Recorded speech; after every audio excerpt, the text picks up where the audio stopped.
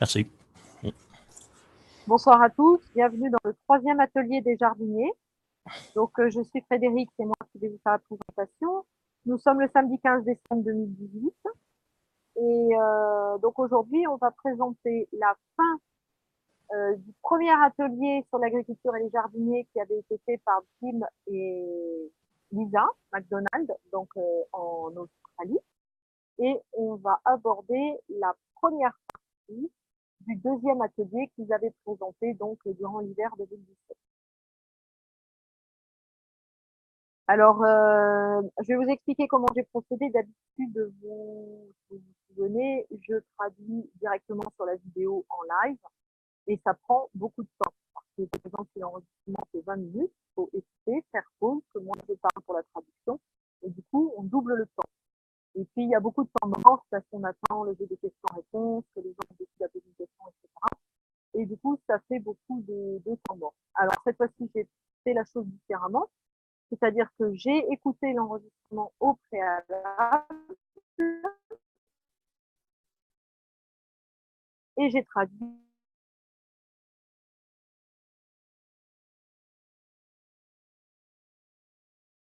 Donc, on est toujours au premier enseignement, quoi.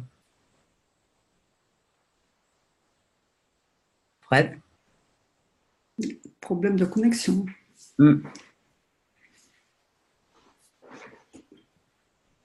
Voir que l'enregistrement, enfin, du premier atelier, vous ne l'entendrez pas. Je vais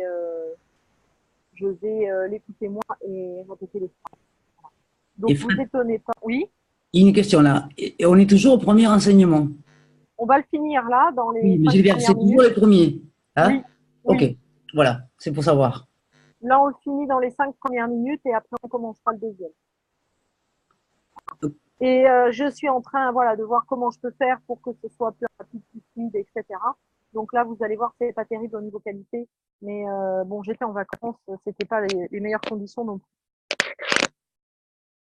Et on va trouver des solutions et puis ça va être de mieux en mieux. Alors voilà, je commence.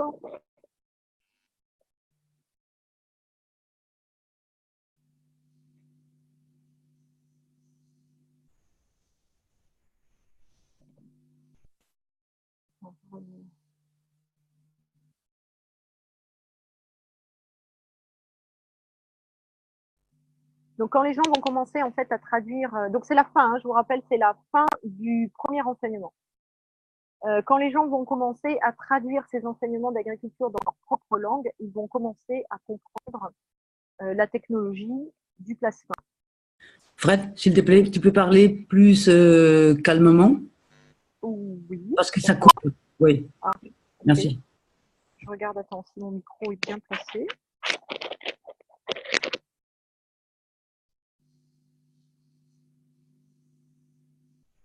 Donc, les gens, quand ils auront traduit ces ateliers, ils vont commencer à faire des appareils à base de plasma. Et ça sera beaucoup plus facile pour la nature. Ça sera une belle excuse pour sortir dehors, marcher, regarder les plantes et les insectes. Vous verrez leur fonctionnement et leurs interactions. On peut tous commencer avec notre boîte de CO2. Le bac de CO2, c'est une copie d'une feuille d'une plante.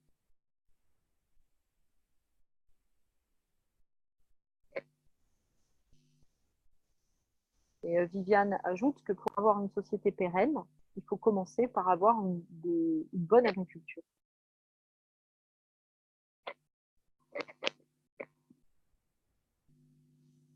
Et il est important que les fermes locales fonctionnent bien. Alors Lisa parle de la couche d'ozone en Australie. Elle explique qu'elle est très fine et ils ont même un trou dans la couche d'ozone. Ils ont un surplus de radiation. Et donc, ils vont devoir travailler là-dessus avec les plasmas.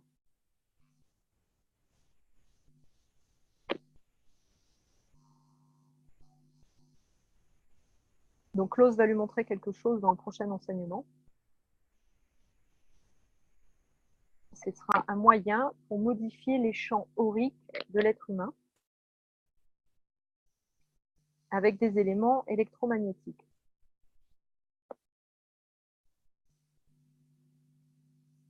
Donc, ce sont des éléments qui vont être mis dans l'eau, qui vont informer l'eau et qui vont modifier en fait toute la biosphère. Et ils vont harmoniser l'ensemble. Claus a montré que le plasma et l'information de l'eau peuvent fonctionner ensemble. Et c'est une manière naturelle de faire les choses.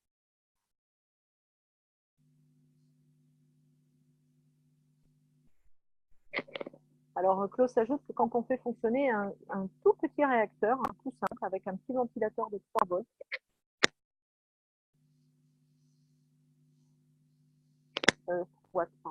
cela fait un dôme d'environ 14 mètres. Un réacteur simple, donc un seul corps.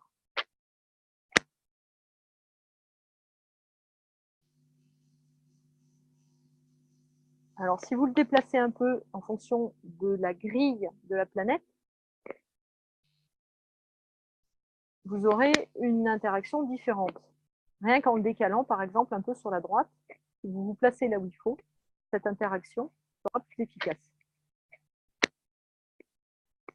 Et c'est cela qu'il faut qu'on comprenne et il faut qu'on le montre et qu'on apprenne aux gens à le faire.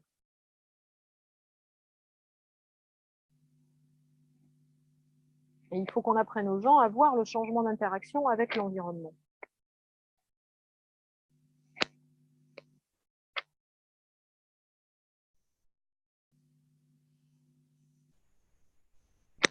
Donc, il y a des points de force sur la Terre, notamment les points d'intersection de cette grille.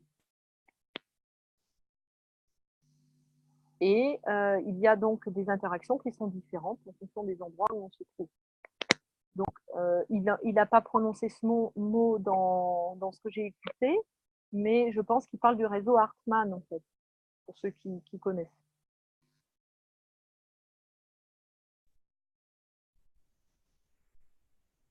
Donc, en amenant différents matériaux à ces points d'intersection,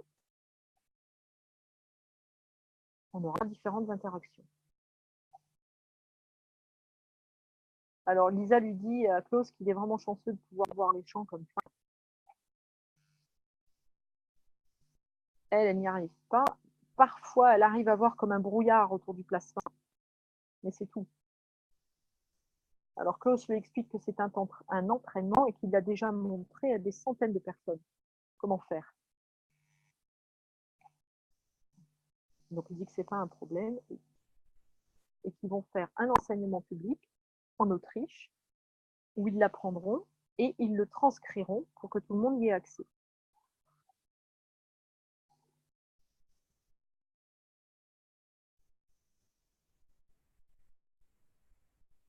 Jim ajoute que le plasma, en fait, il est relié et connecté et il connecte plutôt les anciens savoirs, les anciennes technologies, et que ça permet d'assembler le tout.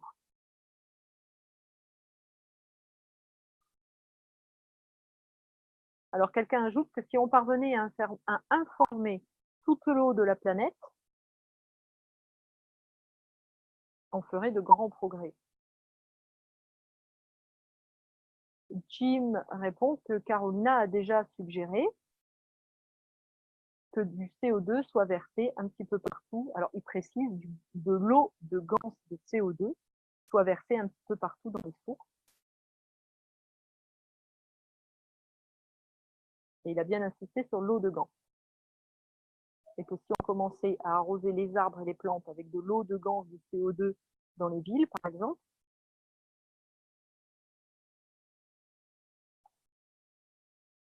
on changerait tout l'environnement des êtres vivants.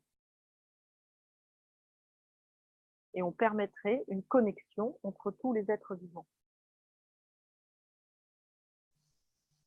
Et Lisa ajoute derrière qu'il ne faut pas oublier le ZNO non plus.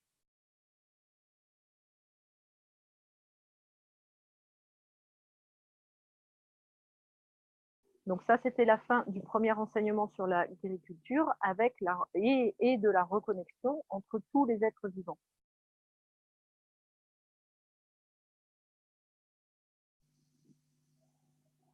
Et Lisa ajoute que quand on commence à comprendre les choses d'un point de vue plasmique, tout devient logique et clair. Tout s'assemble et fonctionne ensemble. On n'a plus à se forcer pour comprendre les choses. Vous savez juste que c'est correct. Donc, on est en train de planter maintenant le futur du plasma. Voilà. Donc, ça, c'était la fin de la première partie. Oui, c'est le premier enseignement, c'est la fin du premier enseignement. J'avais fait Lisa et Jim McDonald d'Australie. Ce sont des fermiers là-bas en Australie qui ont une grande ferme. Alors, est-ce qu'il y a des questions là-dessus? Est-ce que vous voulez revoir un point? Non. Juste tout à l'heure, tu parlais du réseau Hartmann. Personnellement, je ne connais pas. D'accord. En fait, ce sont des... J'imagine que c'est comme si on avait posé un grillage sur la planète Terre. Et c'est donc un réseau avec des lignes qui sont perpendiculaires. Et puis, ces lignes, elles représentent Oui, tous les centres énergétiques, je pense, de la planète. Voilà. Et tu as sur ce réseau, par exemple, les églises étaient fabriquées à des endroits précis d'intersection. Alors, c'est les géobiologues qui connaissent ça. Moi, je ne suis pas du tout géobiologue. J'ai juste eu l'occasion d'en parler avec des géobiologues. Donc, je n'ai pas vraiment de savoir là-dessus. Ce réseau, en fait, si tu veux, tu as par exemple des cheminées cosmotelluriques, c'est des genres de cheminées qui partent du sol et de souterrain même, et qui montent jusqu'au cosmos, qui sont vraiment des zones très énergétiques, qui peuvent tourner dans un sens ou dans l'autre, qui peuvent respirer et qui peuvent être pathogènes ou au contraire bénéfiques à l'humain. Et les géobiologues arrivent même à déplacer ces cheminées, par exemple. Si elles sont sur la tête du lit et que ça t'empêche de dormir, ils arrivent à les déplacer, à leur demander de se pousser. Voilà, des choses comme ça. Alors, je ne sais pas si on a un géobiologue là qui peut peut-être mieux expliquer. Marc, tu ne fais pas toi ça? Un petit peu aussi, mais il n'y a pas que les réseaux de Hartmann, il y a les réseaux de Curie, de Perry et compagnie. En fait, c'est des réseaux, des quadrillages qui sont sur tout ce qui est terre, pas en mer, que je sache, et qui correspondent, chacun correspond à un métal qui est dans le sol. Et c'est ce métal qui émet sous forme donc de quadrillage. Et c'est principalement les intersections des croisements de Hartmann, de Curie, puis la combinaison des deux, ou la combinaison avec un cours d'eau qui est très ionisant ou une faille qui est très ionisante. C'est ça qui est mauvais pour l'humain. Donc un lit qui est placé là-dessus, c'est pas bon du tout pour la personne. Moi, ce que je voulais poser comme question, c'est comment ça se fait, comment tu sais que la personne parlait du réseau de Hartmann? Tu sais, quand tu parlais de déplacement. Il n'a pas parlé d'un réseau Hartmann. C'est moi qui vous ai dit, je pense qu'il s'agit du réseau Hartmann ou de ce réseau grille. Voilà, ou d'une autre émission de la Terre, oui. Parce qu'il parlait d'une grille et qu'il fallait placer nos appareils magraves à ces intersections. À l'intersection, ok. Yes. Ouais. Oui, ça se détecte au pendule ou au... Ouais. Et il a dit que donc en déplaçant un simple réacteur, par exemple, de quelques centimètres sur la droite, ça pouvait tout changer. Oui, tout à fait. Comme pour la personne. Dans un lit, ça change tout. Voilà. Donc, a priori, en Autriche, ils travaillent beaucoup avec cette grille et ils placent des appareils à des endroits spécifiques. Ils ne les placent pas n'importe où, n'importe comment, en fait. Les Russes aussi. D'accord. Merci, Paul. Bonsoir, c'est Raymond. Bonsoir, Raymond. Ça va? Ça m'étonne pas parce que bon, moi, si tu veux, moi j'ai des genres, moi je regarde ça au niveau du lit, par exemple, quand je fais des soins énergétiques, souvent j'ai des personnes qui sont, la première des choses que je regarde, c'est la chambre à coucher, voir sur quoi ils couchent. Par exemple, ma sœur, elle est très très malade. On s'est rendu compte que ça faisait 8 ans qu'elle dormait sur des points nocifs au niveau de son lit concernant le Hartmann. Voilà. Et si tu veux, j'ai un genre d'équerre où j'ai l'antenne de l'échelle et ça me permet de voir s'il y a un nœud, s'il y a quelque chose et puis on peut, si tu veux, on peut le déplacer. Mais c'est quelque chose qui est quand même en mouvance un petit peu. Mais moi, je comprends très bien qu'on puisse poser ces magraves sur des points spécifiques. Hein. Et dans les édifices religieux, de toute façon, on travaille aussi en sorte que pour débloquer certains points qui sont nocifs. Voilà, c'est tout ce que j'avais à dire.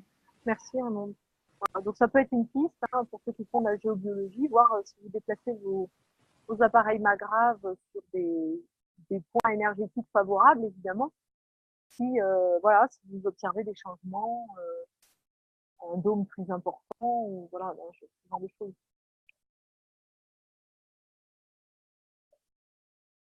Voilà, bah, c'était tout pour le premier. Alors, est-ce que c'est confortable comme ça que je répète en fait ce que j'ai précédemment enregistré? Ou est-ce que on met carrément l'enregistrement de ce que j'ai fait?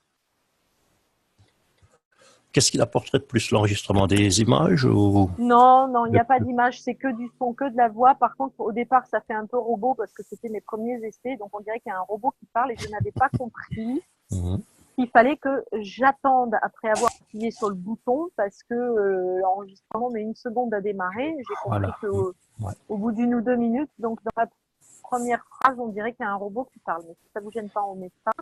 Et sinon, on fait pareil. Moi, je l'écoute au casque et puis je répète derrière d'une voix plus agréable. Ce que tu viens de faire tout de suite, moi, me va très bien.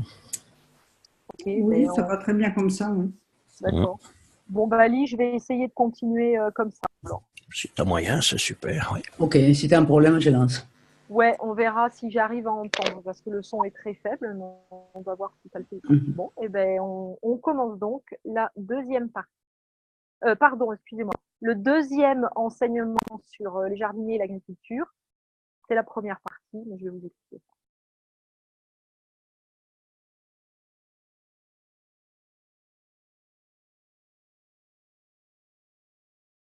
Donc, c'est un atelier qui a eu lieu le 11 décembre 2017. On va commencer avec un petit résumé de ce qui a été vu dans le premier atelier. On a parlé du concept du peuple vertical, qui est en fait le monde des plantes.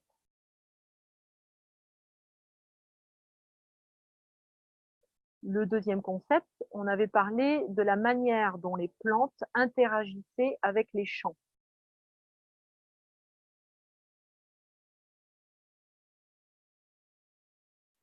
Dans le troisième concept, on avait vu que les plantes étaient des réacteurs vivants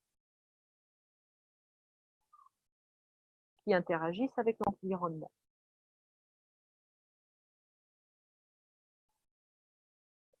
Et en fait, ils créent les éléments dont ils ont besoin pour leur survie avec cette interaction de champ.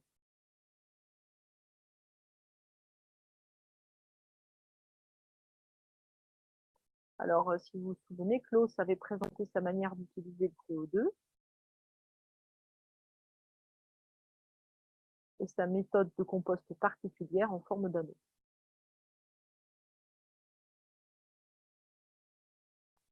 Donc aujourd'hui, nous allons renforcer ces concepts vus dans le précédent atelier. Et on va montrer comment ça fonctionne dans la nature.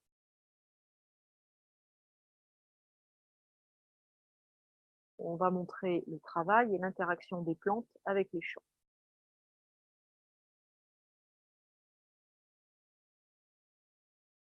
Et aujourd'hui, on va parler donc en particulier de la joie des mauvaises plantes, enfin des mauvaises herbes, pardon.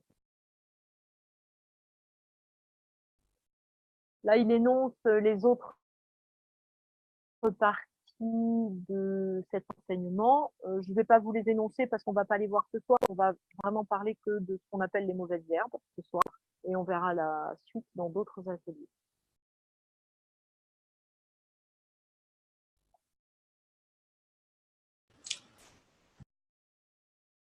Alors, la joie des mauvaises herbes. Alors, je sais que ce titre peut vous paraître étrange et qu'il n'évoque pas du tout quelque chose d'amusant.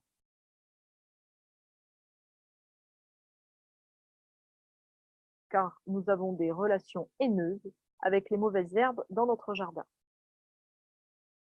Je peux rajouter quelque chose? Oui, Les mauvaises herbes, on les appelle les simples.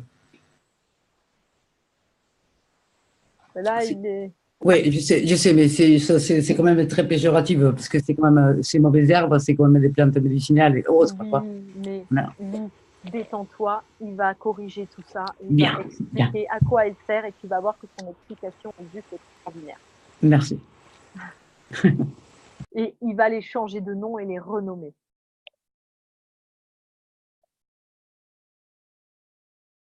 Donc, ce fait justement de les appeler les mauvaises herbes, c'est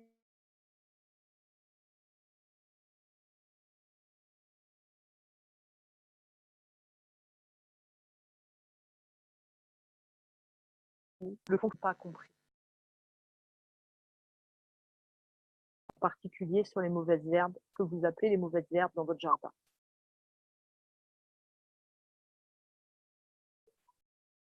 Alors, quand on regarde d'un point de vue courant, la plupart d'entre nous,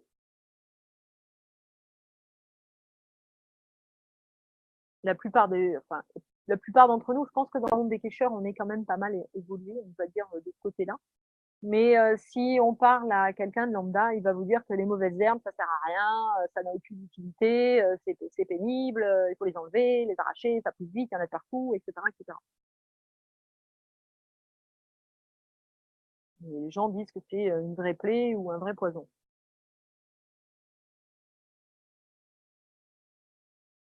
Alors, si vous nettoyez un terrain, que vous enlevez tout ce qu'il y a, les premières plantes qui vont sortir, c'est ce que les gens appellent les mauvaises herbes.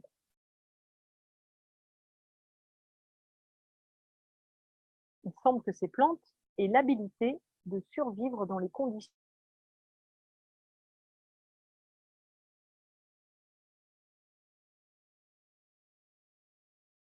les plus rudes. Et elles vont se multiplier. Donc, ce que nous devons regarder en premier,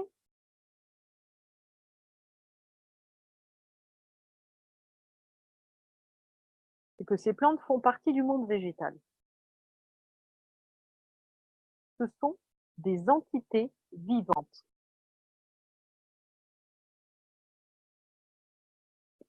Elles font partie du peuple vertical. Ce sont des réacteurs vivants.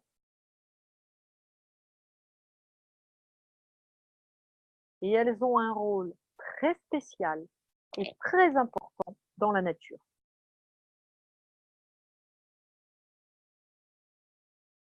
Donc, dans la nature, ce qui est dessous est le reflet de ce qui est dessus. Donc ça, c'est important à comprendre. Ce qui est dans le sol, c'est le reflet de ce qui sera au-dessus.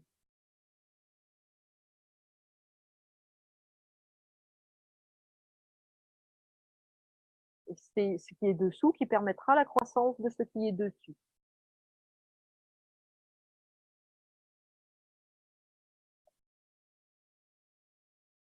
Donc la nature, elle essaye de créer un équilibre entre ce qui est dessous et ce qui sera dessus. C'est son objectif.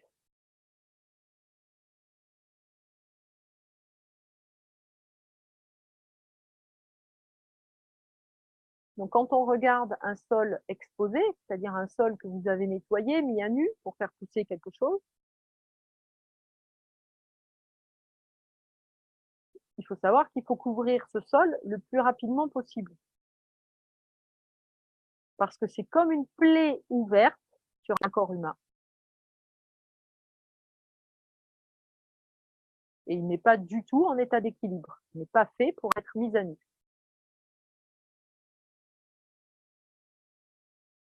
Donc ce qui va se passer, c'est que si vous nettoyez un terrain, les mauvaises herbes vont apparaître en premier. Parce qu'elles ont cette capacité de pousser dans des terrains très rudes et de grandir très très vite. En quelques jours, elles peuvent recouvrer un terrain mis à nu. Ces plantes sont capables de disséminer leurs graines très rapidement.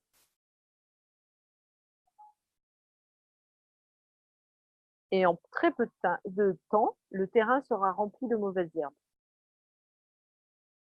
Mais c'est fantastique. On va vous expliquer plus tard pourquoi.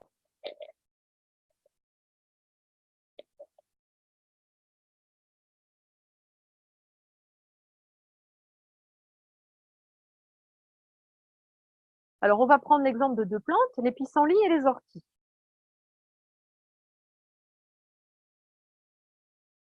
Ce sont des mauvaises herbes qui sont utilisées comme plantes médicinales. On va regarder de plus près la structure moléculaire et la composition chimique.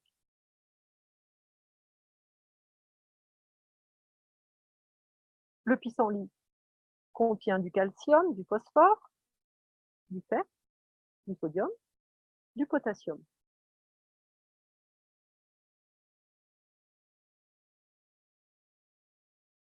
Regardez maintenant, elles contiennent du calcium, du magnésium, du fer, du zinc et du cuivre et du potassium.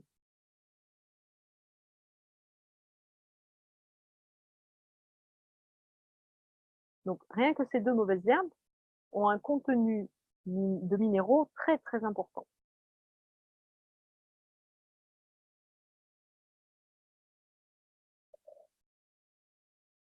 Donc, quand on regarde un sol qui a été mis à nu, un sol exposé, il faut savoir que ce sol est une entité vivante. Et il va encourager le développement de toutes les mauvaises herbes pour qu'elles se multiplient et poussent très vite.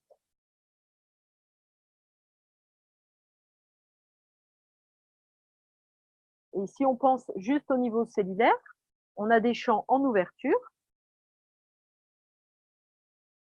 parce qu'il n'y a pas de plantes dessus.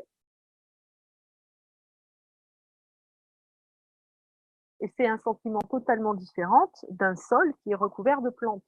Quand on se balade sur un champ mis à nu et un champ plein de plantes, on ressent dans notre corps, la sensation est différente.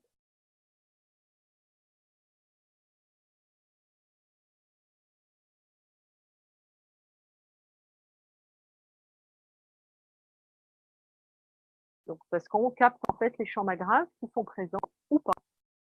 Un terrain qui est plein de plantes, il y a des champs magraves. Un terrain qui est mis à nu, il n'est pas équilibré.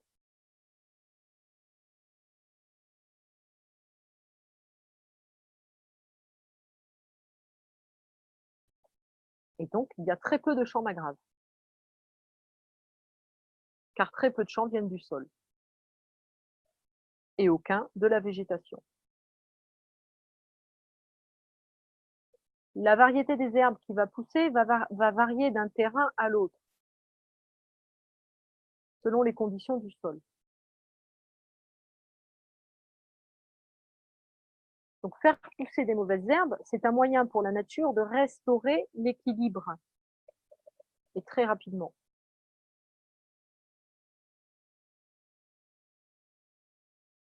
Car la nature déteste un morceau de terrain nu.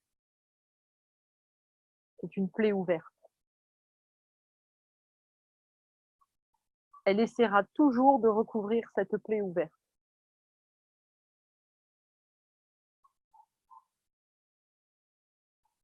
Donc, ce que l'on observe,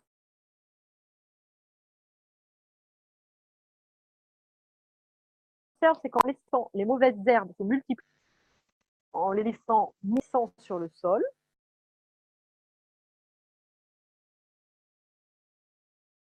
elles vont se reproduire, se ressaimer et se répéter encore et encore.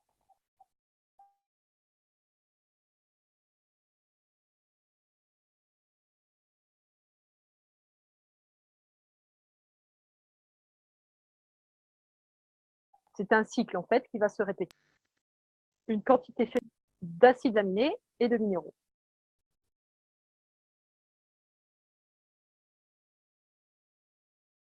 Donc en fait, quand la plante meurt, elle va se composter. Et cela va nourrir les organismes qui sont dans le sol. Et du coup, ils vont se multiplier. et ils vont additionner de nouveaux éléments au sol.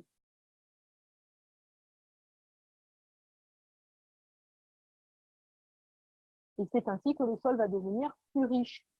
Et du coup, c'est les mauvaises herbes qui vont donner un signal à de nouvelles graines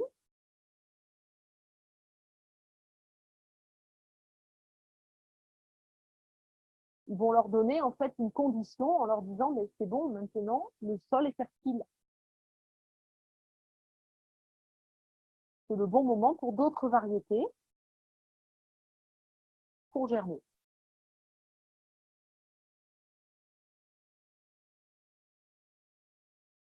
Avec le temps, les mauvaises herbes vont se réduire. D'autres variétés de plantes vont pouvoir commencer à pousser.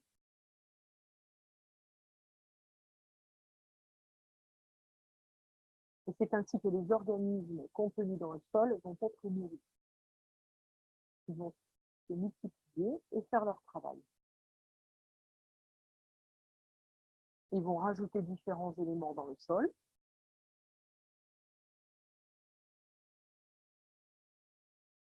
Ce changement dans les champs va signaler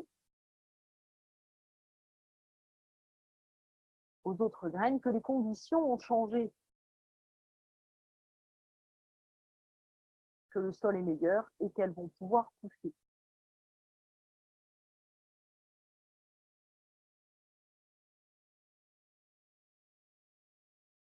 Donc ces nouvelles plantes qui vont pousser, elles vont ajouter de nouveaux éléments, de nouveaux minéraux, de nouveaux acides aminés au sol.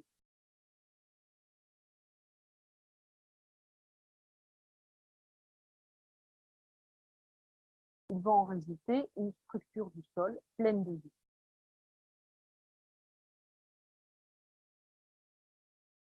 Quand votre sol sera en équilibre,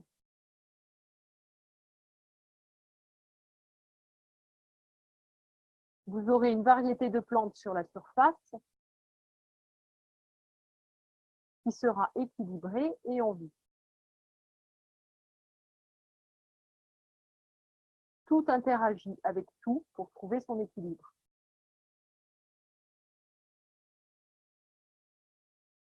Que ce soit les feuilles des arbres avec les racines des arbres, elles interagissent tout ensemble. Donc là, il avait montré un petit dessin où vous voyez un arbre sur la surface avec ses feuilles et les racines. Et en fait, les racines et les feuilles interagissent ensemble.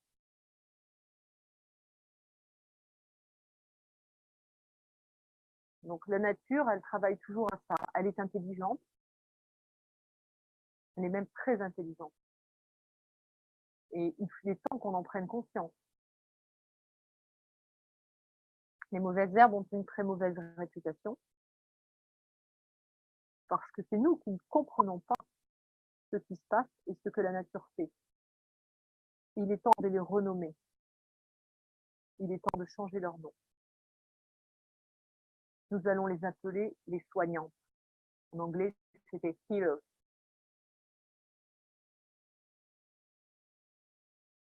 Elles sont là pour soigner la terre. Elles sont aussi utilisées comme plantes médicinales pour soigner les gens et les animaux.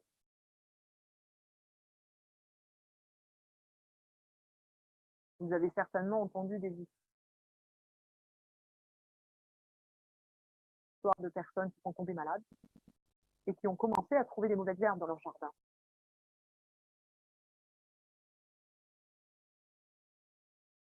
Qui ont poussé là, comme ça. Et ces plantes ont été utilisées dans la médecine antique. Et vous pouvez à nouveau les utiliser comme un remède.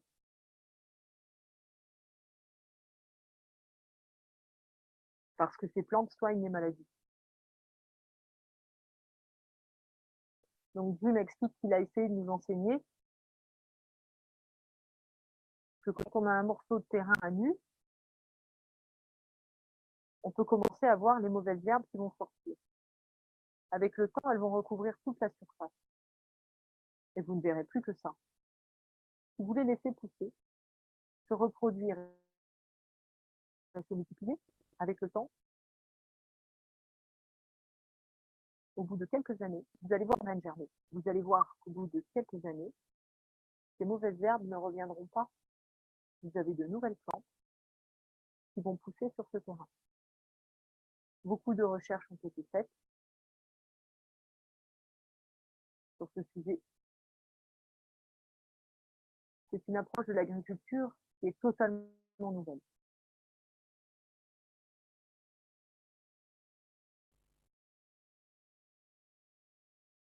Et on commence à comprendre. Et les plantes ajoutent toujours quelque chose au sol.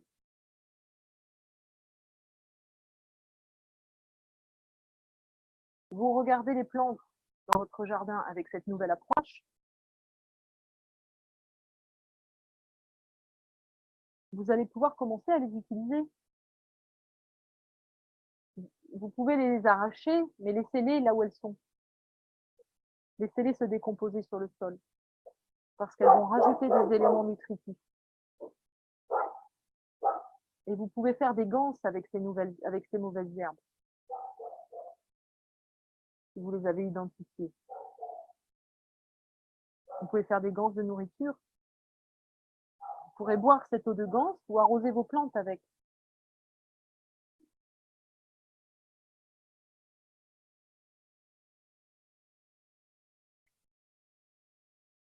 Si vous regardez la composition des deux plantes dont nous avons parlé, elles sont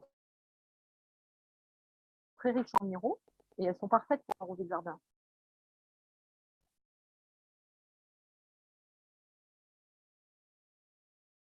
Si vraiment vous ne voulez pas de mauvaises herbes dans votre jardin, ce que vous pouvez faire, c'est les arracher, les brûler, utiliser les cendres. Les cendres vont contenir tous les éléments de la plante, plus le carbone. Donc, mettez ces cendres dans votre jardin.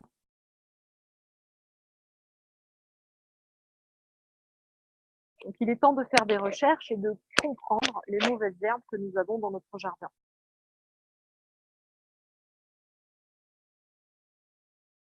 Ces plantes vont nous donner des indications sur la santé et sur l'équilibre de notre sol. Voilà. Jim espère que l'on a compris et que ça nous donne un nouvel aperçu de nos plantes. Et c'est la fin donc de la partie qui concernait les plantes que vous voulez, on pourrait appeler donc les soignantes ou les simples comme je dis.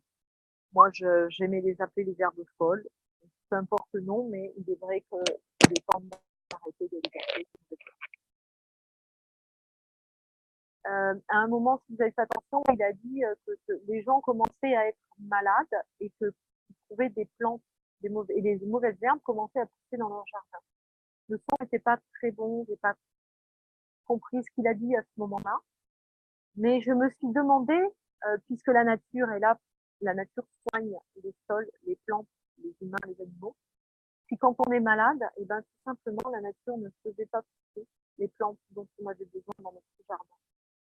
Et alors je m'y plais à y croire en tout cas. Et peut-être voilà, on pourrait regarder les plantes différemment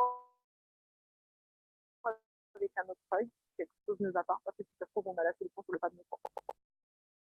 Voilà, donc c'était la fin de la première partie. Je vous laisse la parole si vous avez des questions, voilà, ou si vous voulez intervenir, dire quelque chose.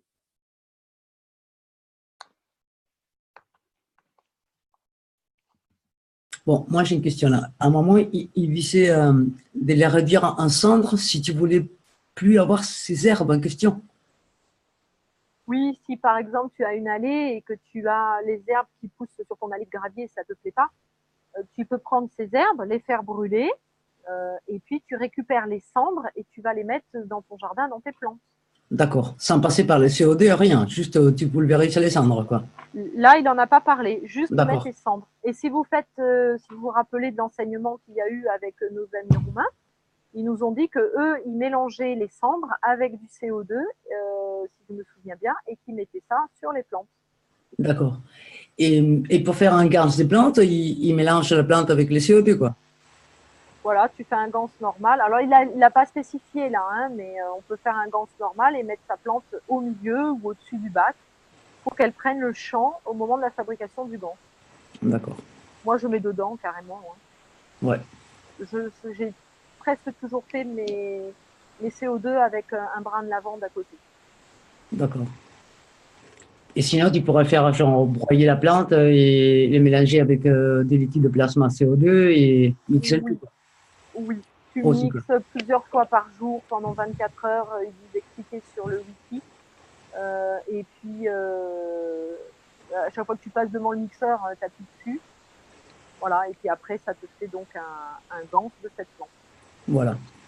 Ok, super, merci. Après, on peut filtrer aussi pour récupérer vraiment les particules les plus fines et puis que ça pourrisse pas, en fait, que ça moisisse pas, ou vous voyez. Oui, oui, tout à fait. Plus on enlève de matière, en fait, et moins ça a de chances de virer, de prendre une odeur ou de pourrir, tout simplement. Oui, oui. Merci.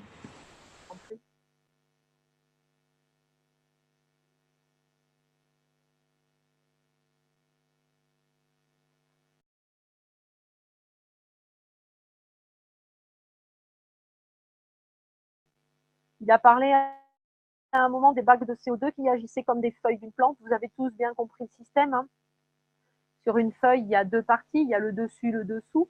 Généralement, le dessus est brillant, il attrape le CO2 dans l'air, et puis par le dessous, il recrache de l'oxygène sur le côté mat. Oui. Et le bac, c'est ce qu'il fait. Voilà. Il attrape le CO2 dans l'air et puis il produit de l'oxygène. Les staminaux, oui.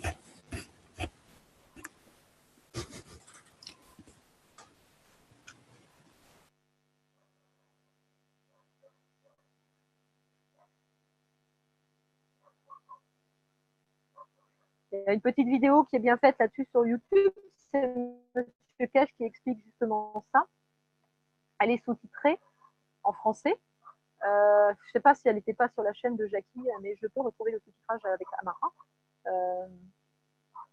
J'essaierai de la faire remonter un petit peu cette vidéo au cas où tout le monde ne l'ait pas vue. C'est Monsieur Cash qui explique justement le bac de comment le fonctionnement et la comparaison par rapport à la feuille de l'arbre.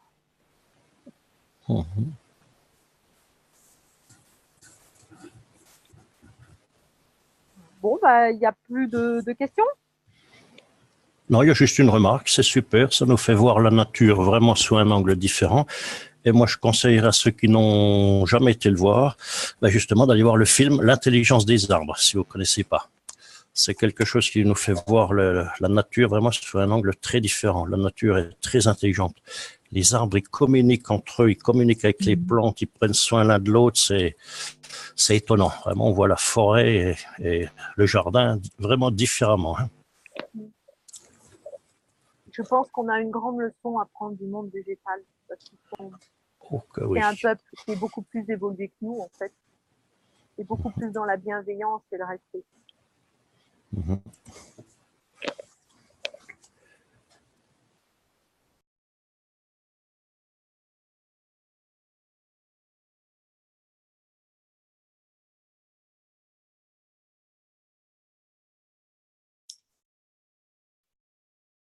Voilà. Est-ce que cette formule est plus agréable que la traduction sur la vidéo en live?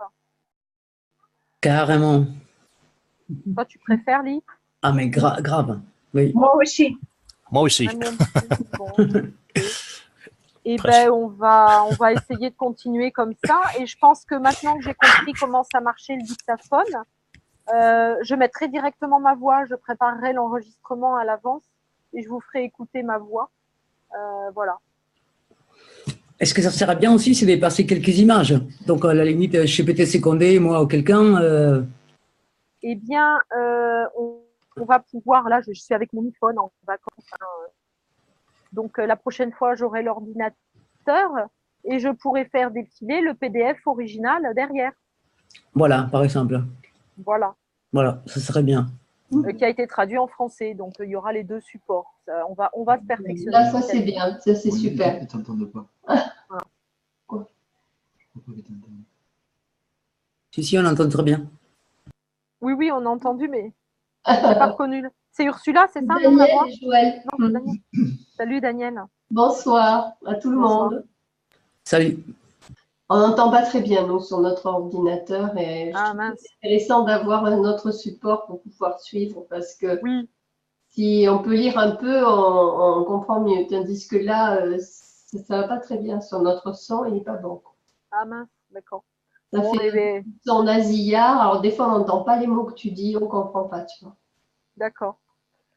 Peut-être que sur le replay, vous aurez plus de chance sur YouTube.